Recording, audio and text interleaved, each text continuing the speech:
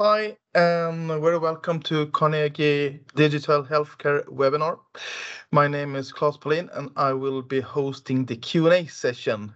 Next company to present is Initiator Pharma, and with me today to present the company is the CEO Klaus Elsborg Olesen. Very welcome, and Thank you very much, Claes. feel free to start your presentation, Klaus. I will do that. So looking at Initiator Pharma is a clinical stage pharma company dedicated to developing innovative drugs within sexual dysfunction and pain through the modulation of monoamines. Monoamines being dopamine, serotonin, and norepinephrine. So we are a Danish company. We are listed in Sweden on First North. We have a market cap around 500 million Swedish, and we have our cornerstone investors are Link AB, and also Adrigo, and you can see the management is sitting on a good portion of the share book as well, making sure that we are completely incentivized and aligned with the shareholders in generating revenue and profit in this company. So what is it we have delivered over the time periods? Well, we have delivered 3 clinical results. We have delivered a phase 2b result in organic erectile dysfunction in 130 patients, where we have used the same endpoint as one will do in a future registration trial in a phase 3.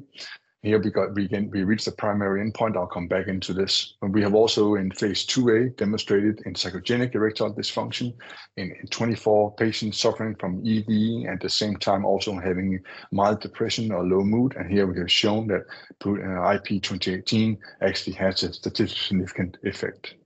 Furthermore, we have shown in a healthy volunteer study in a phase 1c, where we have challenged the healthy volunteers with pain with capsaicin, and we've actually again used pudafensine that we have also used in the phase 2b study, showing that pudafensine actually has a really good pain relief profile in 24 men using this. And also we saw that the side effects were, as we have seen, was very low compared to the pregabalin that we compared it with.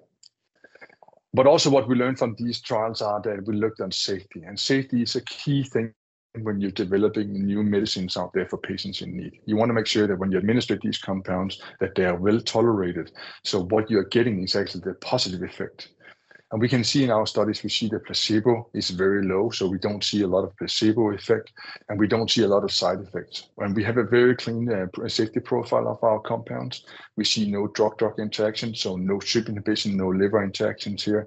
And why is that so important? It's important because a lot of the patients that in the segments that I showed you before take other medications, and you want to make sure that you don't interfere with that. And also you want to make sure when you take a drug, you actually only get the benefit. So what we are dedicated to in our corporate goals in Initiator Pharma is actually to build on these strong clinical data and making sure we get the maximum value out of this. We have an ongoing BD process, where we are looking to establish partnerships. We're looking to out-license or sell these assets. And that's something that's ongoing and has been ongoing ever since the inception of the company. And we're making good progress here, but these things take time. And we also, when I say things take time, we want to make sure we find the right partner of choice so we get the maximum value out of the assets as we go forward.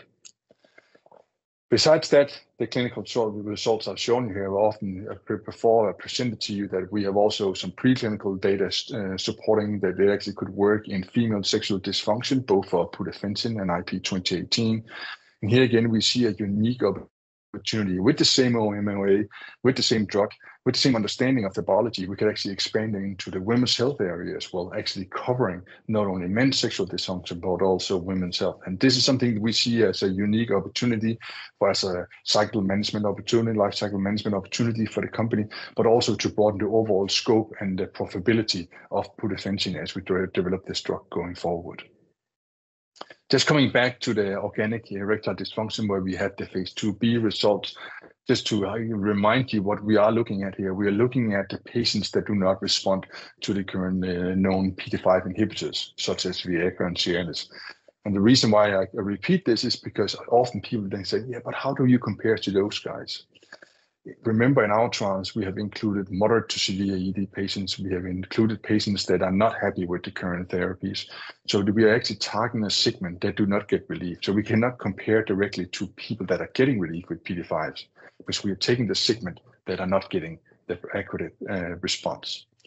And we see that in general, ED is still increasing. We see more and more men are getting this. And we again see that it's that 35% of the ED patients do not respond to the first line treatment. And again, when you're looking at specific segments, for example, when you see in patients with diabetic patients, you see an increase up to 50%.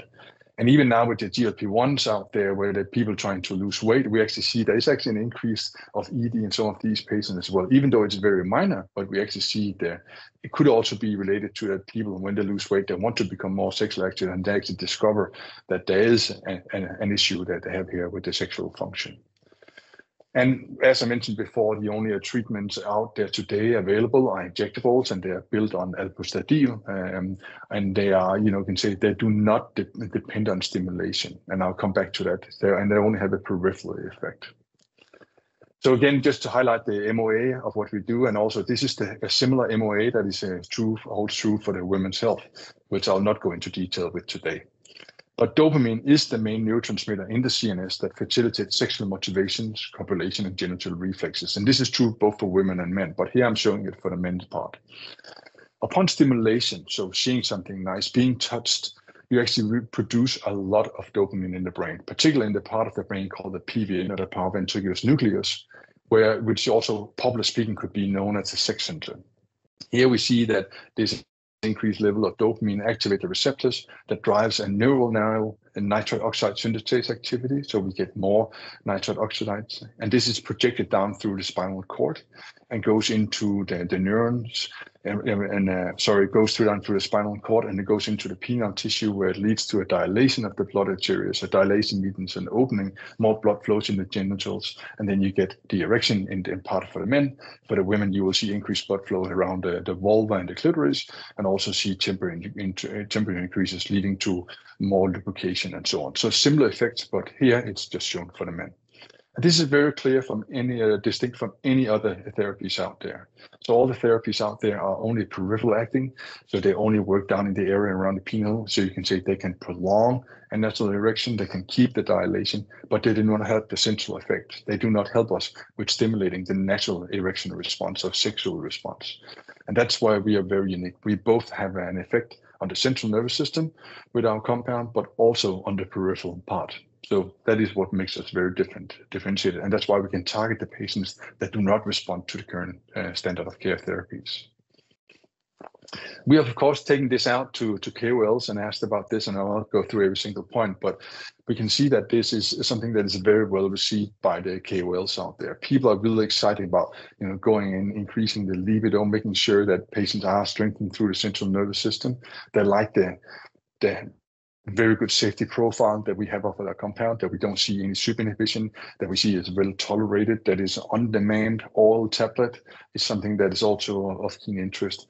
And we have done some estimates on the peak estimate sales of such a drug in the US alone is between $1 to $2 billion based on a price that is similar to Viagra and Cialis when that was first launched under patent.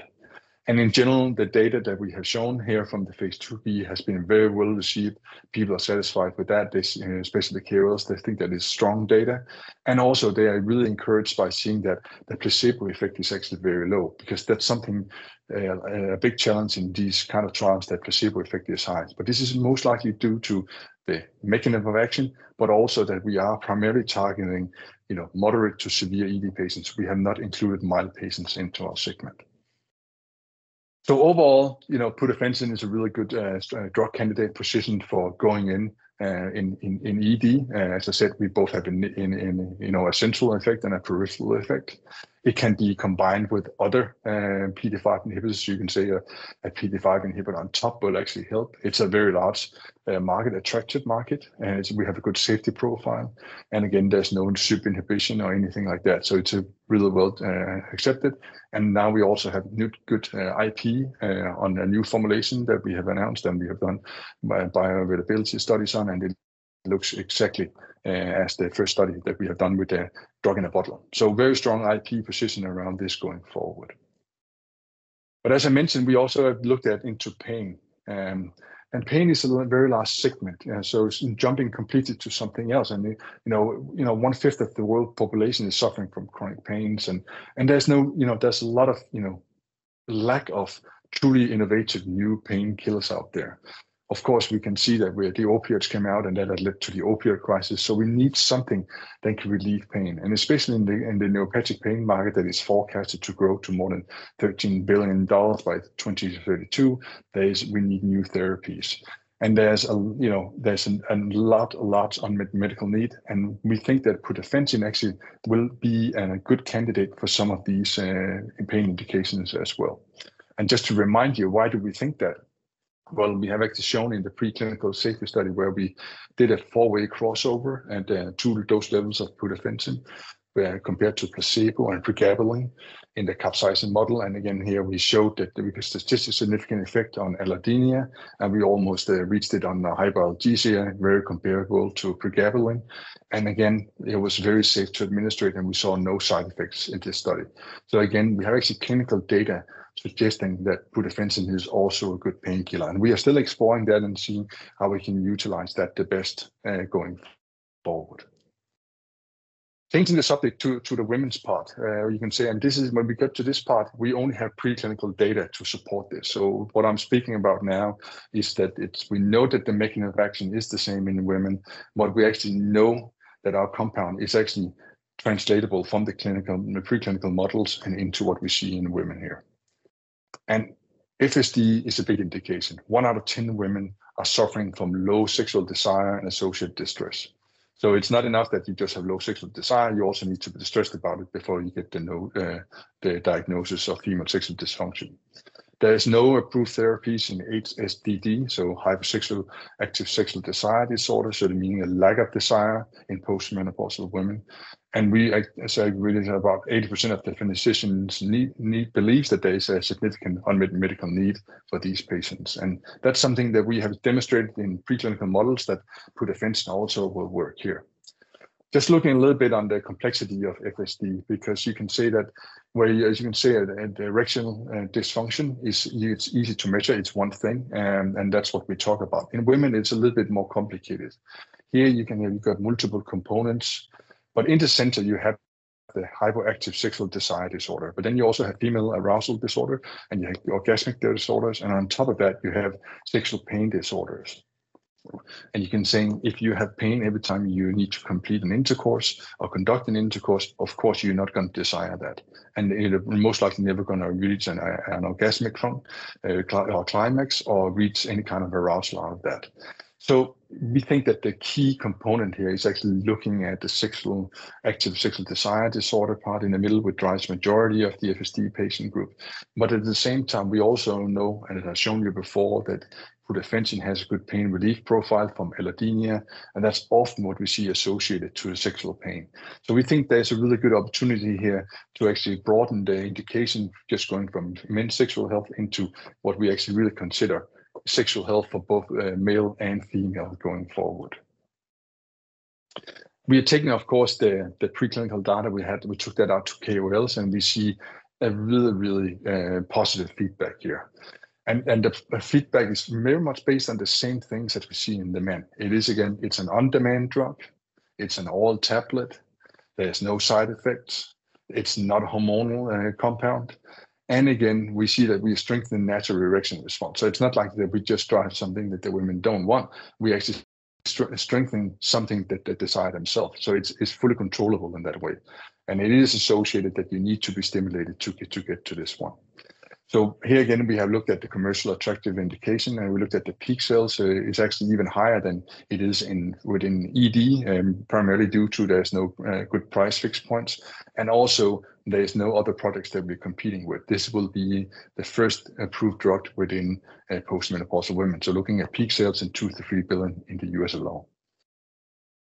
So overall, what is it we are looking at? What is our focus for 2024, our corporate priorities? Well, that is to secure a partnership, an MA, a deal to optimize the return of investment on the continued clinical development of pudafensine. And that's why I'm actually today speaking to you from San Diego, where I'm attending BIO International, where we are meeting with pharma partners from all over the world and seeing how we can actually form the right partnership and to get the right deal in place. And I'm happy to say that we are making good strides going forward here, but it's something that takes time. And it's something that we believe that if we don't do this right, then there will be not to the benefit of the shareholders. So we take our time, we make sure we find the right partners going forward and get the maximum value out of this. And then at the same time, we see a lot of interest in expanding the sexual franchise. So the sexual health franchise, just not only looking at men, but actually also bringing in potentially into looking into the women's part as well, but also looking at the prospects of the assets within pain. And that discussion, of course, very often starts with ED and then say what else can be used for, how can create more value. So that's something that we are discussing with partners as well. And of course, maintaining an extremely low cost-efficient organization is something that is a focus for us. Money is hard to come by. They're expensive out in the market. So we make sure, as we have done all the time, make sure we spend the least money and maximize the outcome. And that will continue to that. And we are still financed into 2025 as previously announced. And with that, I would like to say thank you for your attention. Thank you so much, Klaus, for the presentation. And I will have some questions for you then. And I hope it's okay if I stay with the partnering focus that you have. And you have already told us a lot about this, and that you are making good progress in BD. But where do you stand in all these activities? Is it possible to share some more information about that? So even if I would like to, I cannot share any more details on the specific ongoing discussions that we are having. But you can say that we are getting significant interest from players from all over the globe, from both global partners, but also from more regional partners in different regions of the world that has an interest in this. Of course, some countries are more, you can say, advanced in talking about sexual health. For example, Korea is a country where ED has been a focus for many years. So we see a lot of people knowing about ED there. China is a little bit more closed up. In the US, of course, we often talk about sexual health, especially for men, where women, again, has been a little bit something we had to restart the discussion with them. But we actually think that we see a lot of this is changing. The last couple of years has really changed the perception of what we can talk about when we talk about sexual health. So overall, I think that we are getting really good feedback from partner players, and I think that I'm happy with where we are at the position at this stage.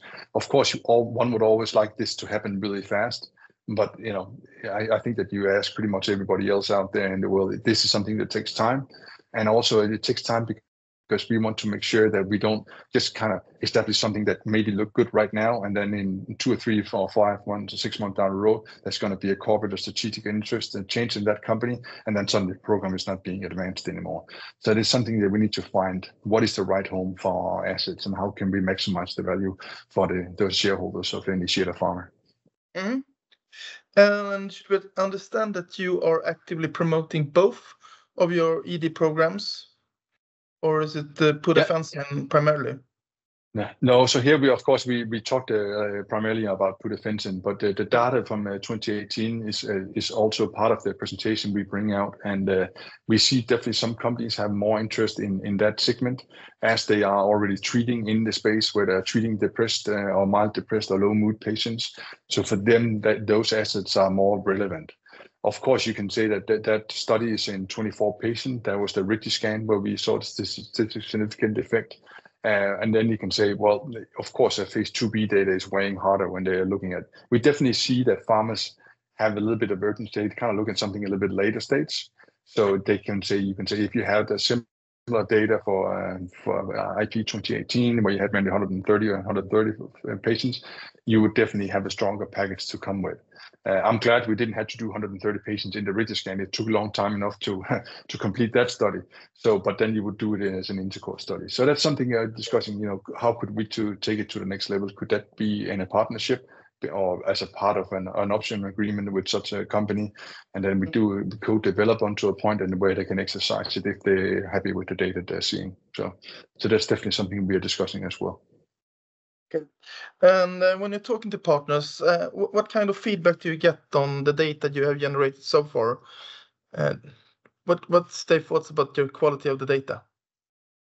So I think they're all really excited about the data, and what often when we meet the partners, they start looking at, and then when they start looking at the clinical design and the setup we have around the company, I think they get impressed because they of course they have done their homework and they see Initiator is coming from First North in Stockholm, and what kind of quality of the clinical studies that they have done, and I must say that when we bring them into the data room and they see that we actually have the same standard as all the big pharmas in reporting and SOPs and so on, they're quite impressed. And also looking at generally, the way the studies are conducted.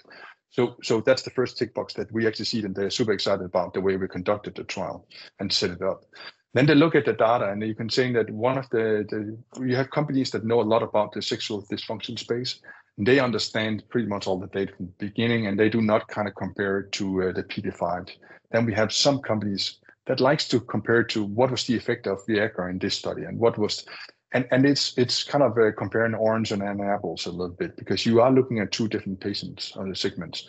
And also you at that time, sometimes the studies that they're referring to is where you have a dose, maybe the PD5 inhibitors for 36 weeks, where you compare it to we dosed it for 4 times. So it's difficult sometimes to compare. But overall, when we show them the safety profile that we have, people are really excited because everybody, as I mentioned, agree that we cannot have any of these side effects that you will see with a lot of other medications. And even that you see with PD5s, in PD5 inhibitors, they have SUB inhibition, they create nausea, they create migraine and so on. That is stuff that you do not want to have in such a product. So actually, we think that people are excited about the data we see.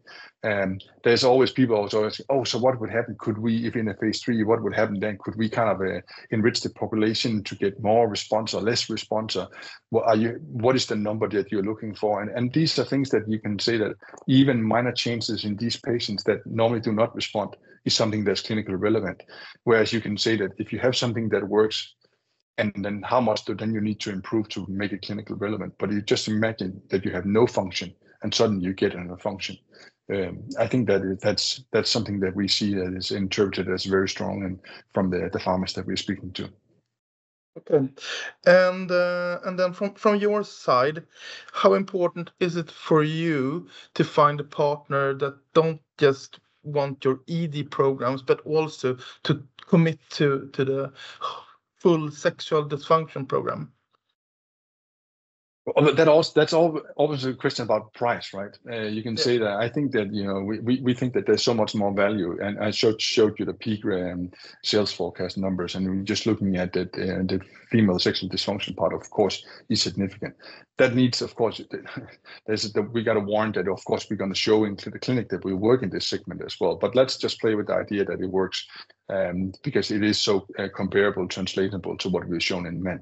Then you say, would you leave that kind of value on the table, or if you do that, what kind of deal can you get on the ED assets by itself? I think it would be difficult to split the indications. So I think that the one whoever buys the rights for pudafensine will get all the indications. But still, I think that we need to have a look at, can we maximize the value even further by creating some early data on the women's health part, saying, hey, this is actually a good way to do. And we definitely see some pharmas that are opportunistic. They're saying, okay, maybe we can, it's fastest to get the approval in the ED space, and then we can follow up with the FSD part, and then have some life cycle management on the pudafensine in general. So we definitely see that as an option. And then my last question is a bit more of a long-term and strategy from your side. If assuming that you find a partner for perhaps both pudafensine and IP 2018, if you could describe what kind of company you want to become post partnering. Yeah, so that depends very much on what kind of the deal we are looking at, right? You can say that if somebody comes in and buy the rights for the programs, and you can say, well, they might as well put in a whole offer for the whole company, as we just seen with Calliditas or other companies like that, right? But I also think that some of these companies, they actually acknowledge the expertise that we are sitting with, and also the agility that we had to conduct trials. So you can say, if you bring this into a large organization, which would be very suitable for the phase 3, of course. You need a big organization to run that. You need a big organization to do the commercial part. But if you want to also expand into the women's health indication, probably it's better to let a smaller company that are more agile to actually do the first clinical studies to prove this. So, and here again, that could be a partnership where we see us being a partner going forward in the years to come. But of course, you can say that we have additional things in the pipeline. We have IP 2016, which is the really good neuropathic pain drug as well, that potentially one could start developing on as well. So you can say that. So there's opportunities. If you sell one asset off, you could do other things. And of course, we keep our ears out there and listening to what's going on, and we're looking at assets that are interesting. Because, again, what we built Initiator Pharma on, we built it on MOAs that we understand, safe drugs in indications that we know there's an unmet medical need. And right now you can say there has been a lot of companies that had to fold, simply leaving good IP, good compounds out there. So we're still looking, but we are not rushing into anything. We want to make sure that we, at this point, making sure we get to the next level with pudafensine and IP 2018. And then at the same time, we at least have a plan for contingency going forward. Perfect. Thank you so much, Klaus, and I hope you're having a great time at the Bio convention. Yeah, it's busy, that's for sure. That's all good. Perfect. Thank you.